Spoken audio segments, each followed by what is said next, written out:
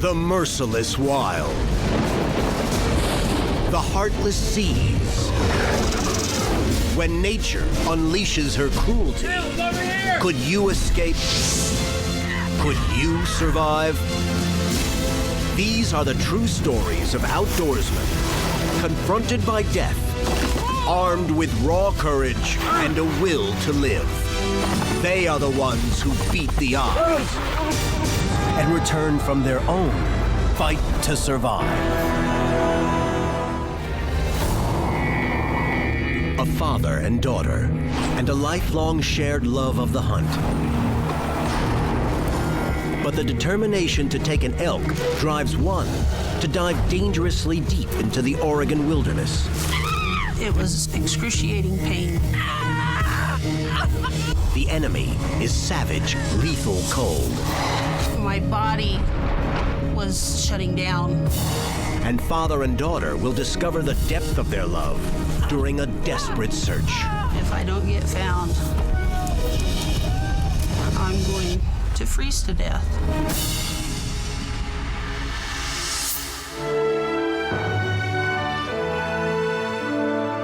It's only natural that Michelle Heilman would grow up hunting and fishing with her father Benny in the rugged and spectacular Wallowa Mountains in a remote part of northeastern Oregon. Wallowa is a beautiful country. A lot of people call it Little Switzerland. I've seen Switzerland. It is a lot like it. Beautiful mountains, clear streams, beautiful rivers, and every way you turn, you can see mountains. For a hunter and angler, there may be no better place on earth. I've been a hunter and a fisherman for as long as I can remember. Michelle and I have hunted together since she was old enough to go. She killed her first deer when she was about 14. Dad also taught her to be a skilled marksman and to have an appreciation for hunting firearms. I think my proudest moment was the 4-point buck. He was big, and I had made a contribution to the freezer. Now, a mild October day during elk season is about to usher in an ordeal for the Heilmans. When I woke up on October 27th, I didn't have any intentions of going elk hunting. I was going up to my folks' place. I was going to take care of their critters while they went out elk hunting. And my mother, when I had got there, she says, I just don't feel good. You go out with your dad. You spend time with your dad. And I said, I'm pooped. I don't want to go out. I want to get that elk out of here. In spite of her fatigue, Michelle decides it will be worth it to spend time with her dad on the hunt and to have the chance of taking her elk this season. It was nice. The sun was shining. I mean, it was great. No complaints.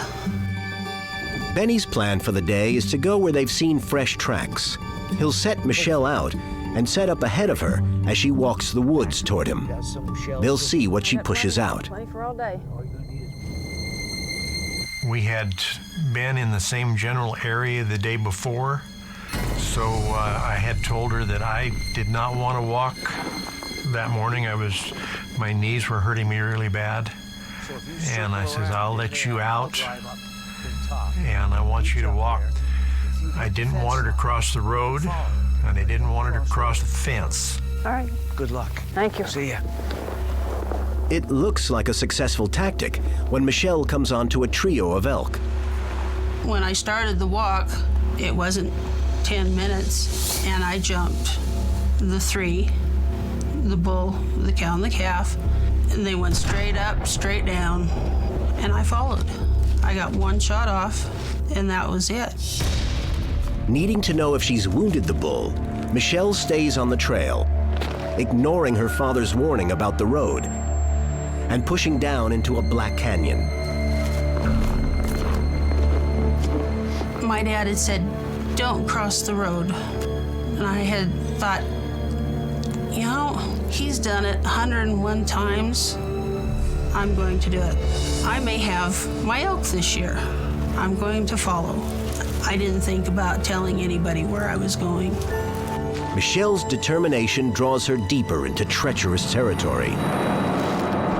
Once I crossed the road, followed the elk down into a little ravine, and the elk went down, crossing into another draw, and then into a canyon. I followed, and they just kept going straight down. And when I finally lost sight of them is when I took stock of my settings, looked around. It was probably about 4 o'clock, and I was at the bottom, and thought, oh boy, I've got to walk all the way back up. Michelle Heilman is lost deep in the canyon, and her afternoon hunting trip is about to turn into a life-threatening ordeal.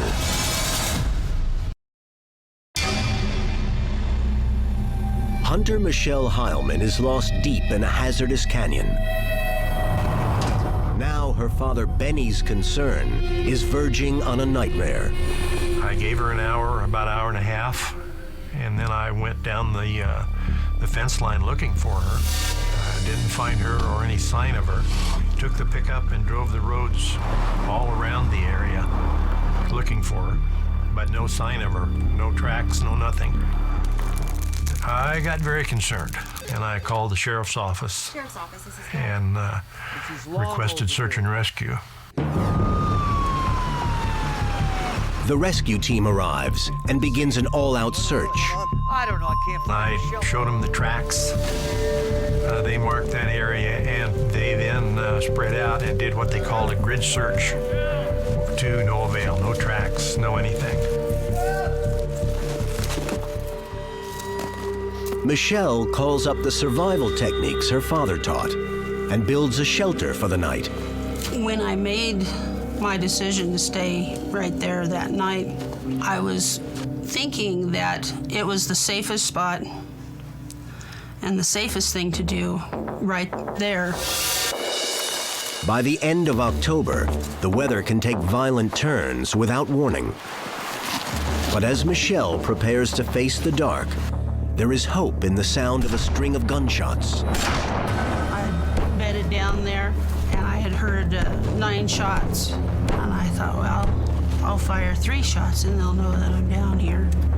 And they'll know I'm all right. And I had fired 3 shots. And somebody had fired some more shots. And I thought, well, they're answering my shots. They know I'm okay. But the deep canyon walls muffle the sound of Michelle's rifle from the ears of her father and the rescue team. That first day, search and rescue looked way into the night. I probably didn't quit till almost midnight, and they stopped the search until daylight on Monday morning. At first confident in her survival skills, Michelle begins to grow unsure as she tallies the long list of fundamental mistakes she has made. I screwed up. I should have had my day pack, and because I had a blanket in it, I had a parka, sandwiches, fire material, medication. I was ready if I would have had that. Michelle makes it through one night with only cold and discomfort. But ahead lies unforeseen disaster before the morning's done. Daylight, about 6:30, I could see, and I was up and going again.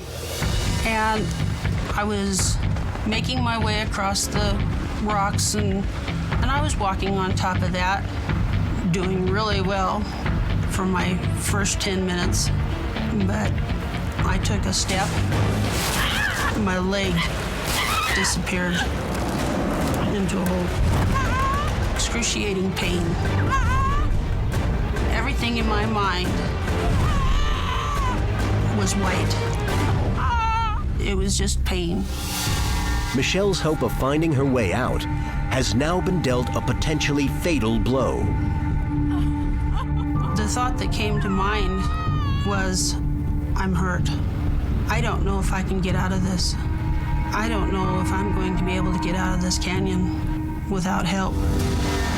To Michelle's injury, add the appearance of a bear hunting for food. But these are just the start of a string of mounting dangers. Elk hunter Michelle Heilman has plunged off the trail into the deadly maze of a dark canyon. After an icy night, she now lies seriously injured. And somewhere near her, a bear is roaming, looking for food. I didn't want to be a predator's meal. Michelle suffered a freak accident, and when she at last examines her leg, she realizes she has sustained a severe trauma. Tree branches have punctured the back of her knee. And there was 2 sticks underneath the kneecap, and I had managed to pull those out. There was no real major bleeding of any sort. There's no alternative. Keep moving or die. I pulled myself up the bank and crawled several feet. I was in a lot of pain. Didn't know what I was going to do exactly. I had no first aid kit with me. There was nothing there to bandage it. In excruciating pain, Michelle must crawl her way upward, making agonizingly slow progress. It's now been 2 days, frigid temperatures, and no food. I had a real dear friend that said that rose hips were good for you. And there was several rose bushes, wild rose bushes along the sides. And so I decided that I would pick the rose hips and I would chew on those. And they weren't too bad, very seedy, but in a lot of ways taste like oranges. Then something else that I ate was moss. Light moss makes you sick. Dark moss is palatable. Measuring her progress in yards rather than miles, Michelle is still being shadowed by a bear. The bear was going up the hill the same time I was. He was foraging and looking for things to eat before he hibernated. Black bears attack and kill more people than do grizzlies. Luckily for Michelle, this one does not seem to have detected her. That was one of my fears, you know, if he got the smell of me or could smell my leg, it was an open wound. I was worried that he could take advantage of that, and that put the fear into me. Michelle's desperate odyssey has now spanned days. But unknown to her, the force of volunteer searchers is only growing, giving her father hope. The search effort continued and seemed to grow every day. People brought extra horses. On Wednesday, there were so many people looking and coming that they had to turn people away. Temperatures falling to 14 below take their relentless toll on Michelle's body. I had been crawling for several days, and my feet got to the point where I couldn't feel them. And so for every step I took forward, it seemed like I was falling one step backwards. Incredibly, Michelle has survived for almost a week. When a passing helicopter fails to spot her, the suffering she is feeling begins to spread from her body to her mind and her spirit. On about the 7th day, my body was shutting down. It just didn't feel right. My mind wasn't as crisp and clear as I thought it should be. And I was thinking, you know, this is getting close to the end. If I don't get found, I'm going to freeze to death. Feeling she's nearing her end, Michelle prepares a final testament. I had my walking stick with me, and I decided that I was going to carve a message to my dad. And I think I wrote on, "I'm sorry, Dad, but it wasn't your fault." And then she suffers yet another fall. Michelle is failing fast. All she has left is her faith and perhaps divine intervention.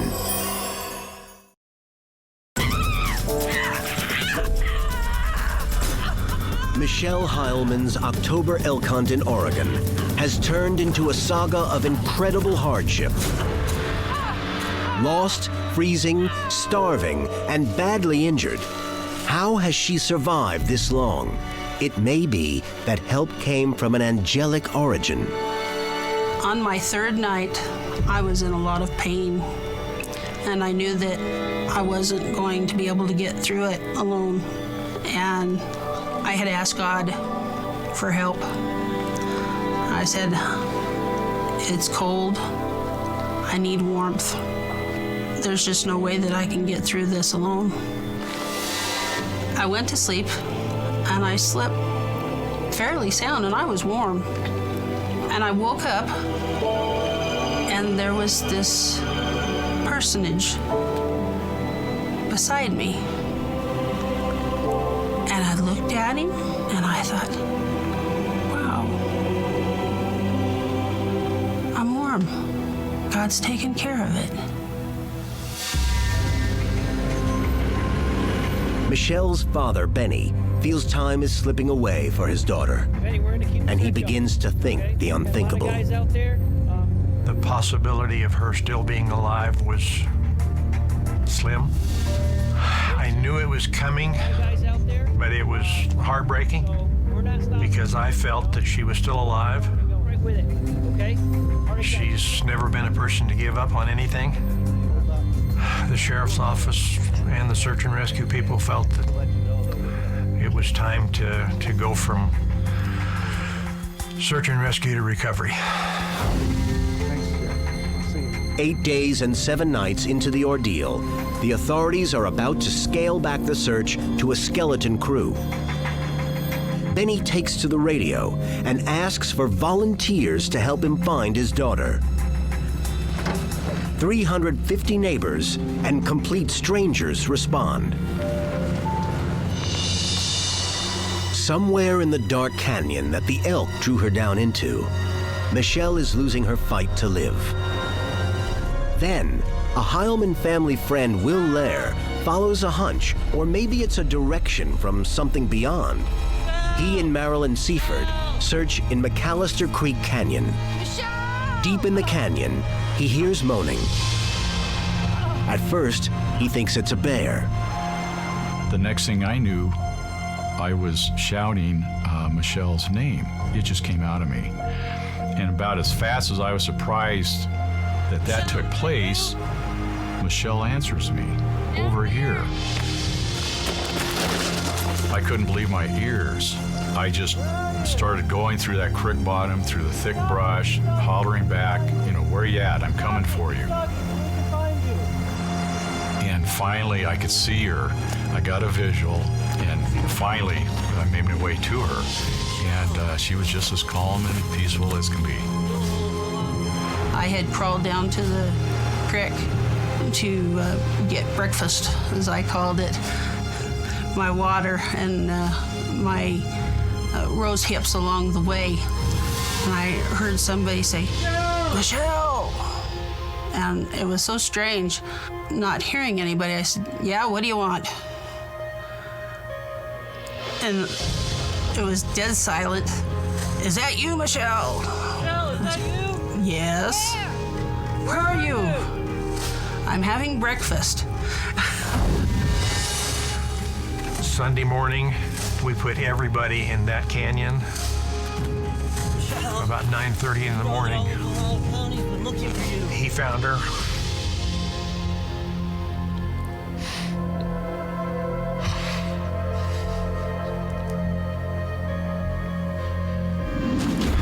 Bill called me on the radio and he said, Benny, she's alive. Benny, it's Bill. I found her and she's in the bottom of the canyon.